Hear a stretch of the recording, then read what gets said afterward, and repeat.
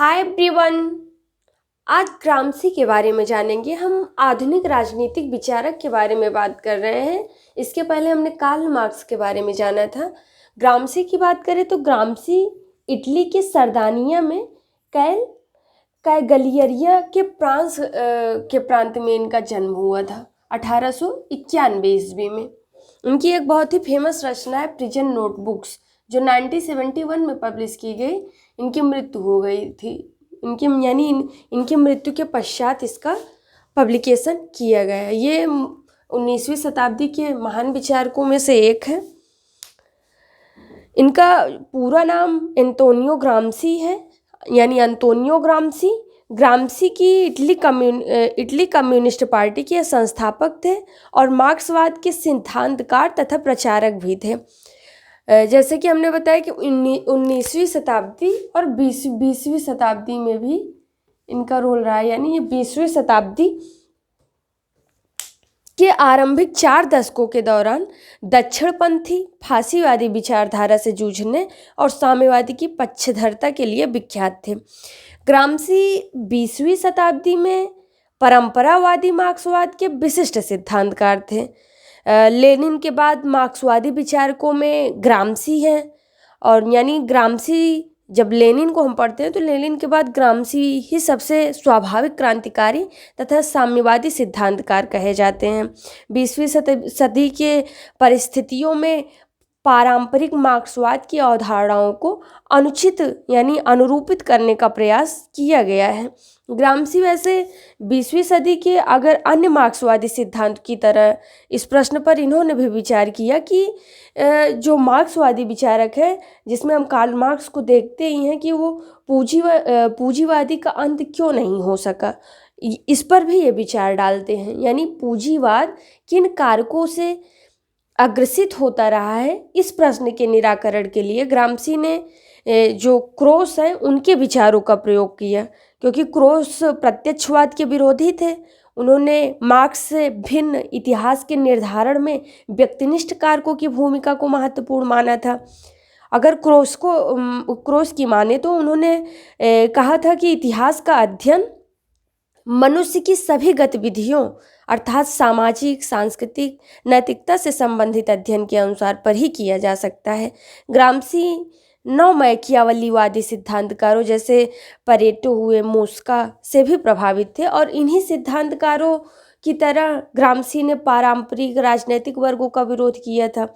यानी क्रोस के प्रभाव में ही ग्रामसी ने नागरिक समाज तथा उसमें बुद्धिजीवी वर्ग की भूमिका को भी स्वीकारा था।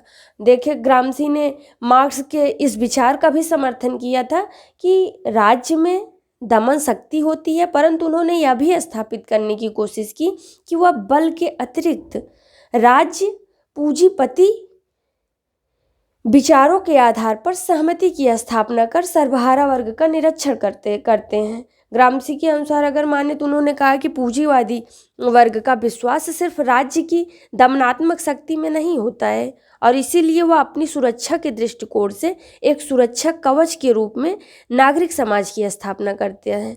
इन्होंने नागरिक समाज बताने का इनका जो नागरिक समाज बताने का अभिप्राय रहा है, हमने एक स्ट्रक्चर भी बनाया हुआ है। नागरिक समाज में इन्होंने कहा कि जैसे स्कूल हुए, क्लब हुए, परिवार एवं पाठशाला को भी इन्होंने लिखी, जैसे निजी संस्थाओं से हुए, जिनकी भूमिका राजनैतिक व सामाजिक संचेतना की है, अर्थात नागरिक समाज से भिन्न राजनैतिक समाज है, तथा इसका अभिप्राय ऐसे लोगों की संस्थाओं से है जिनमें बल की प्रधानता होती है। सेना, पुलिस, न्यायालय इत्यादि इसके उदाहरण रहे हैं। यानी हम देख रहे हैं, जब उन्होंने बुर्जुआ समाज को बताया तो उन्होंने बुर्जुआ समाज के दो आधारों से बताया। उन्होंने एक आधार बताया, एक आधार पर बताया, और एक संरचना के आधार पर बुर्जुआ समाज को परिभाषित करने का प्रयास किया। जो बुर्जुआ समाज है उसका आधार इन्होंने पूंजीपति उत्पादन प्रणाली पर आधारित माना, जबकि इसकी संरचना उन्होंने कानूनी, राजनैतिक, धर्म और नैतिक आदर्श के रूप में प्रदर्शित किया।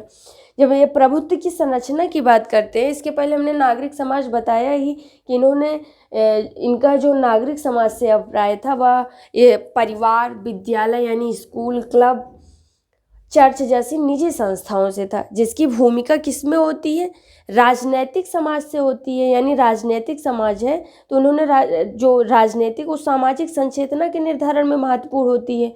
और नागरिक समाज से भिन्न उन्होंने राजनीतिक समाज को बताया, जिसमें सरकार और सरकार के द्वारा बल प्रयोग मूलक जो संरचनाएं की जाती हैं उसको निर्धारित किया। अगर ग्रामसी जो है नागरिक समाज में बुद्धिजीवी वर्ग की भूमिका महत्वपूर्ण मानते हैं। बुद्धिजीवी वर्ग यानी जो अपने रचनात्मक व नूतन विचारों के आधार पर आधिपत्य की स्थापना करते हैं। यानी नागरिक समाज अपने विचारों को इस तरह प्रस्तुत करता है कि सर्वहारा इसे तटस्थ स्वाभाविक मान लेती हैं तथा इन विचारों को वास्तविक मानकर राज्य की नीतियों का अनुसरण सहमति व सहजता से करती हैं। क्योंकि ग्रामसी ने इन बुद्धिजीवियों को पारस्परिक बुद्धिजीवी की संज्ञा दी है।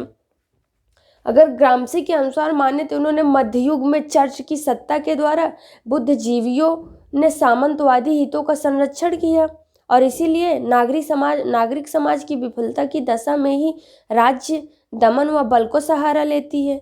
ग्रामसी यह भी कहते हैं कि जिस राज्य में नागरिक समाज की अवधारणा कमजोर थी वहाँ प्रत्यक्ष शोषण के कारण क्रांति लाई जा सकती है तथा रूस इसका एक उदाहरण है। परंतु वैसे समाज जहाँ लोकतांत्रिक आधारों पर इस तरह के नागरिक समाज की स्थापना हो चुकी है वहाँ सर्वहारा दोहरी रणनीति से सृष्टि कर लेता है। क्योंकि जब हम आधार एवं अधिरचना की बात करते हैं मार्क्सवाद के अंतर्गत तो हम ये पाते हैं कि मार्क्सवाद के अंतर्गत भवन निर्माण का दृष्टांत देते हुए यह मान्यता रखी गई कि समाज में प्रचलित उत्पादन प्रणाली उस नींव यानी या आधार की तरह है जिस पर कानूनी और राजनीतिक ढांचा, धर्म इत्यादि ऊपरी ढांचे या संरचना की तरह खड़े किए जाते हैं। क्योंकि सामाजिक विकास के दौरान उत्पादन प्रणाली या आधार में जो परिवर्तन हुए उनके परिणाम स्वरूप अधिरचना के सब हिस्सों में उनके अनुरूप यानी परिवर्तन अपने अपने हो जाते थे। ग्रामसी कहते हैं ग्रामसी की जो क्योंकि इन्होंने क्रांति के 2 स्तर निर्धारित किए, यानी ग्रामसी ने दोहरी क्रांति के स्तरों में देखा। तो उन्होंने एक प्रत्यक्ष आक्रमण की बात की, दूसरा वैचारिक की बात की। प्रत्यक्ष आक्रमण यानी ग्रामसी जो पहला फर्स्ट वार हुआ था उसको इन्होंने वार ऑफ मूवमेंट नाम दिया और सेकेंड वार को उन्होंने वार ऑफ पोजीशन कहा। वार ऑफ पोजीशन के लिए इन्होंने यह भी आवश्यक माना कि सर्वहारा को अपने बुद्धिजीवियों का निर्माण करे और इन बुद्धिजीवियों के कारण ही श्रमिक वर्ग की संचेतना का विकास संभव है। ग्रामसी ने सर्वहारा के बुद्धिजीवियों को अवयव बुद्धिजीवी या उद्भवकारी की संज्ञा दी। ग्रामसी की यह भी मान्यता थी कि साम्यवादी आंदोलन की मूल राजनीति पूंजीवादी राज्य की संस्थाओं को छिन्न भिन्न करने की बजाय उनके मूल्यों व मूल्यताओं के अंत में पारस्परिक आधिपत्य के अंत के प्रति समर्पित होना चाहिए। क्योंकि जो नागरिक समाज यानी पारंपरिक के आधिपत्य की समाप्ति से श्रमिक संचेतना व श्रमिक बंधुत्व के मूल्यों के आधार पर ही क्रांति संभव है। सर्वहारा के बुद्धिजीवियों की उत्पत्ति पर विचार प्रतिपादित करते हुए ग्रामसी की मान्यता यह थी कि जैसे विभिन्न फैक्ट्रियों के भिन्न भिन्न विभागों के द्वारा अपने प्रतिनिधि का चयन किया जाना चाहिए तथा इन प्रतिनिधियों के द्वारा ही एक कार्यकारी परिषद की स्थापना की जा सकती है। इन्होंने कहा कि कार्य परिषद के जो कार्यकारी परिषद होगी उसके द्वारा एक केंद्रीय परिषद तथा केंद्रीय परिषद के द्वारा शिक्षा परिषद की स्थापना का समर्थन ग्रामसी ने किया। वस्तुतः फैक्ट्री परिषद न सिर्फ पूंजीपति का शोषण शक्ति का सीमन संभव था बल्कि शिक्षा परिषद श्रमिक भावनाओं के प्रचार प्रसार कर नेतृत्व का विकास भी कर सकती थी। ग्रामसी ने इन परिषदों को आंतरिक आयोगों की तरह देखा जिनका तत्कालीन कार्य पूंजीपत की शक्तियों का सीमन तथा दीर्घकालिक कार्य सर्वहारा की शक्ति की स्थापना थी। ग्रामसी ने लेनिन की दलवादी अवधारणाओं की भी आलोचना की।